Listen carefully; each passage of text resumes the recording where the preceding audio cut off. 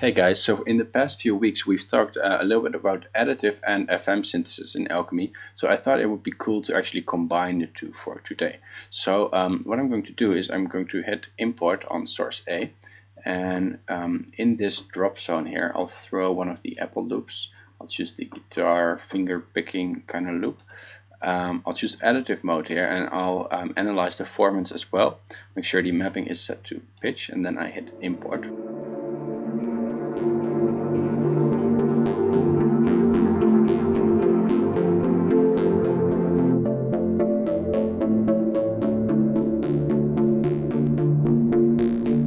Now, when you do this, Alchemy will analyze the sound, and you can see the results of that in the edit window right here. We can see all of the partials, which are a lot, and each of them has an individual envelope for the volume, the tuning, and the panning.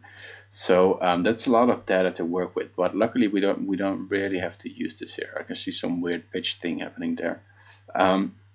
Another thing it's doing is that it will automatically set up an LFO to control the position, and this LFO is synced, so that way this loop will always run in sync with your host.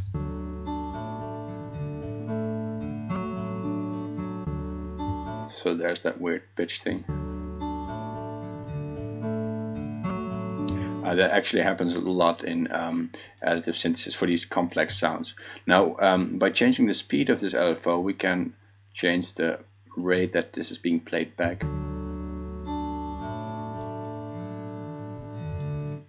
which is really fun for drum loops as well. Of course, you don't have to use an LFO here. You could choose a sequencer as well, and then you could step to various like random positions inside that. Random positions basically. So it's going to jump to different points in the loop and then stay static there for a while.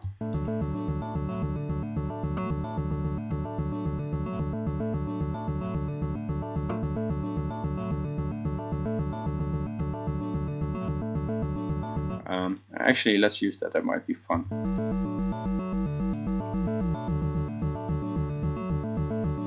Yeah, so because the speed was set, it actually doesn't freeze it. So if you set the speed to 100, it will also automatically move this sort of control on the background.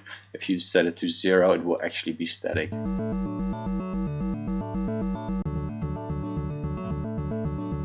So with that speed set, it will be a little bit less clicky.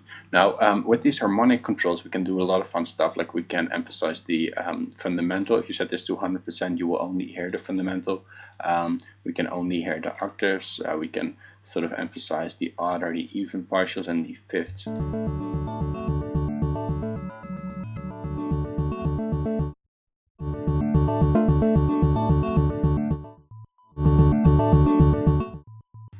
So there are almost no fifths in here.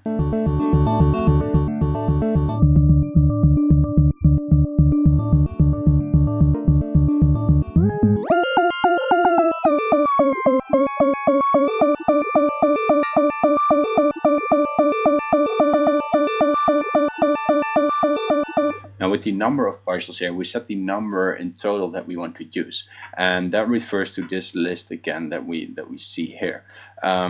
So basically here what happens is the lowest partial, that's our fundamental, and it's the lowest tone as well. The higher you go up, the brighter and the higher it gets. So this basically acts as a filter because it will filter out any, in this case, partials above like 41. So if we set this lower still, the sound becomes duller.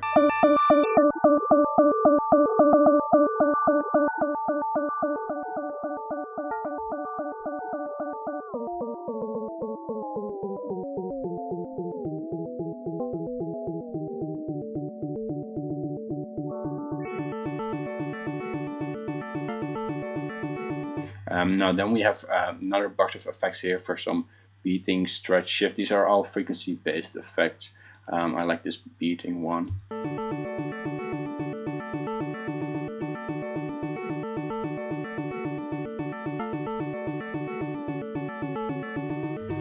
Let's modulate that with a bit of a vibrato like LFO. So we'll set an LFO to about 5 Hz and we'll give it a very small amount.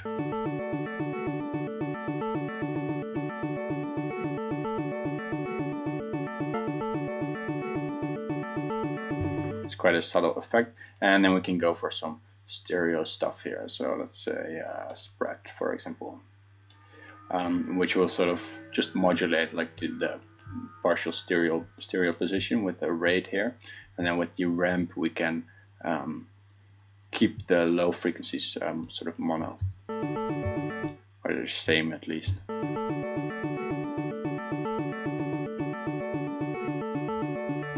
Now with this pitch variation knob, if you look here in the tuning window, pitch variation will basically set this all to 0. So if you set that all the way down, there will be no pitch variations, so the sound becomes more stable. Alright, so that's all good fun, but now let's see if we can use this with one of the FM filters. So I'm going to choose in source A here, FM, and then I'm double click that to set that to C, to tune that filter to C, and then I'm going to go for my key follow and divide this value so that it's C 2 octaves down.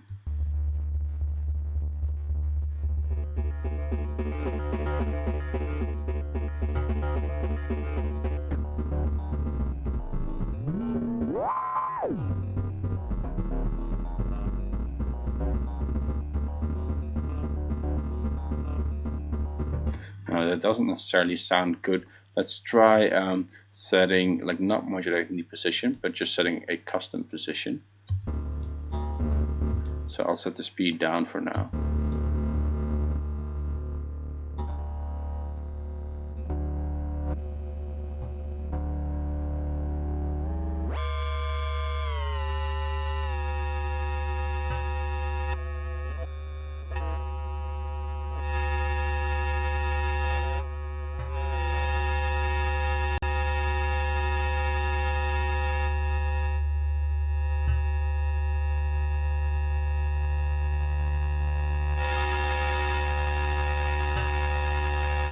Okay, so I'm starting to like that better. I think the spread is a little bit extreme.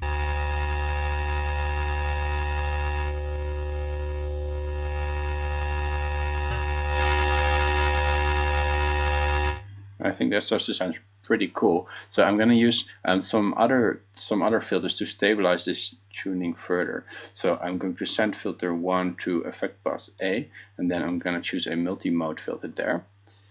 And in there I'm going to choose one of the comb filters because they do a great job at tuning stuff. So I'm going to take the same approach there, where I'm going to let this listen to my keys, and I'll tune that down. 131.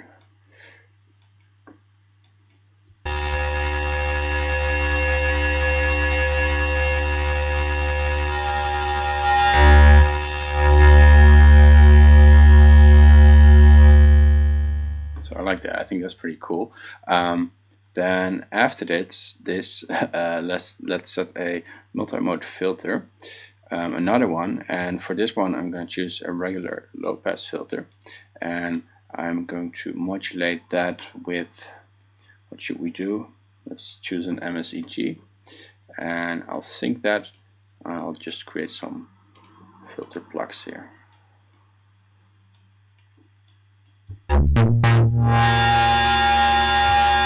And I'll make sure that loops as well.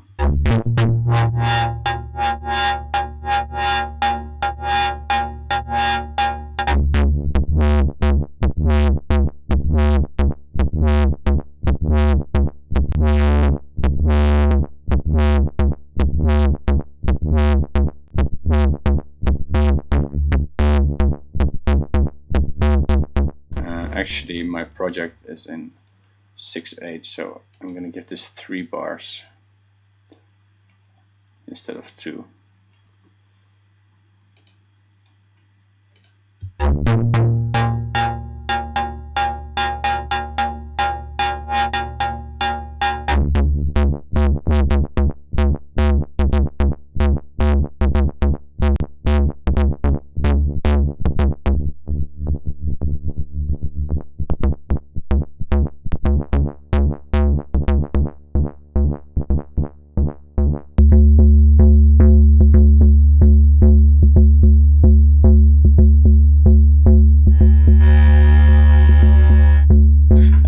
set another MSEG under mix here, so that at the end of the phrase it's going to set the mix down.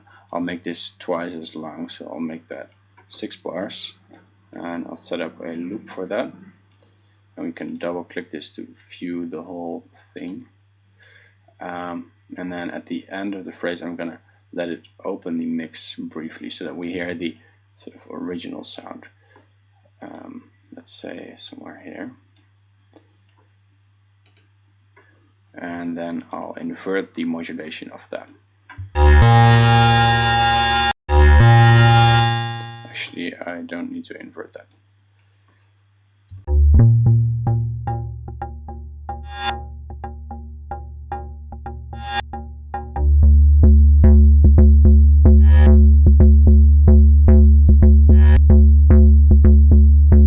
And now I'll just set my release a little bit shorter.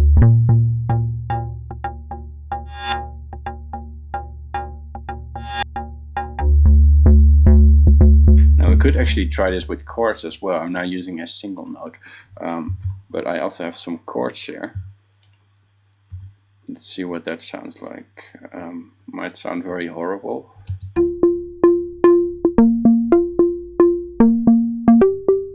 That actually sounds pretty nice. Let's try it with an arpeggiator.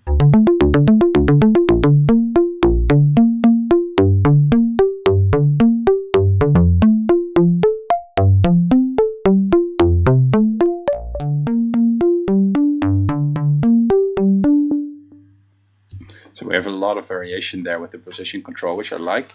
Now to sort of finalize this, let's choose a small reverb, smallish, and let's choose some delays, which we can filter using a separate filter for the left and the right channel. Let's choose the bandpass filters.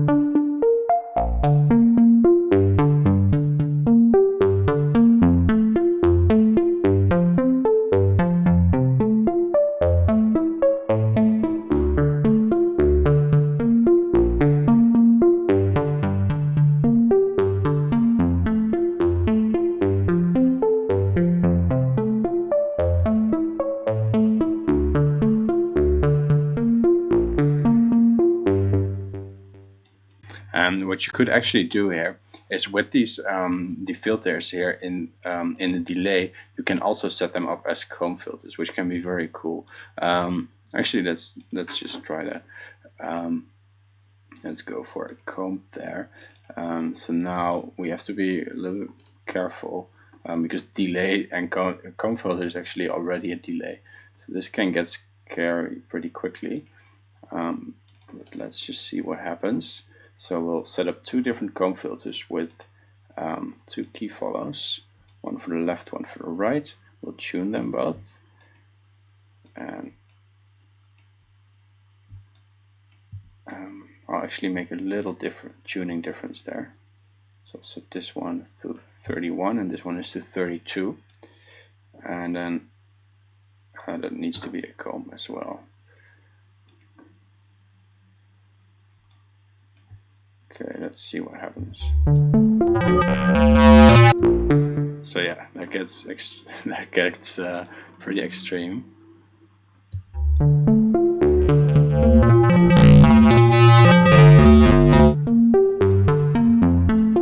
Let's see if we can dim that down a little bit. We set the feedback a little bit lower, maybe the rate a little bit slower.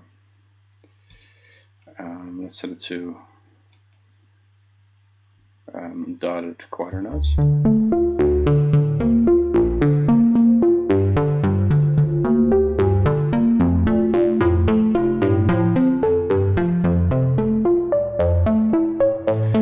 We could also filter the input to this. That makes it, if you cut away some of the low frequencies often makes it easier to work with. So we could choose a high pass filter just before that one.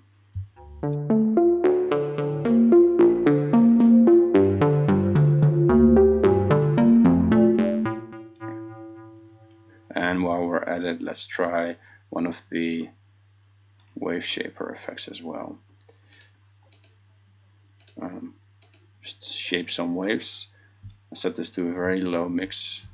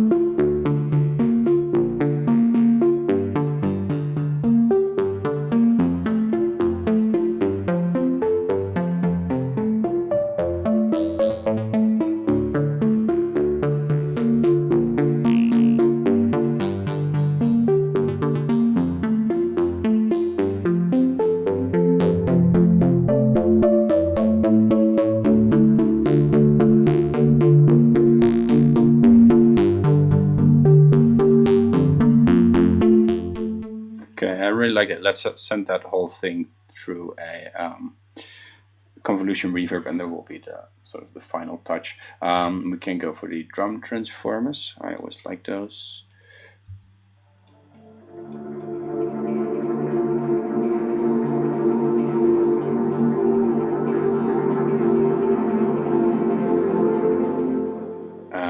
Or we could try the, and I'm just gonna choose a new one there, or we could try the drone tones. They already have a pitch. They're right here. But sometimes that works out great.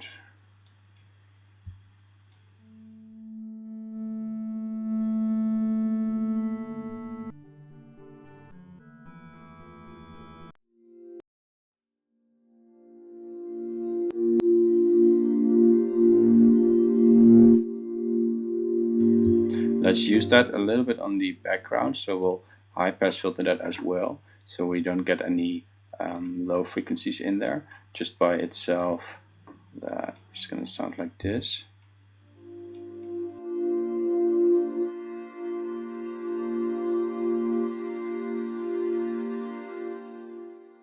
Alright, and then we'll have to dry fully open and just a small width amount.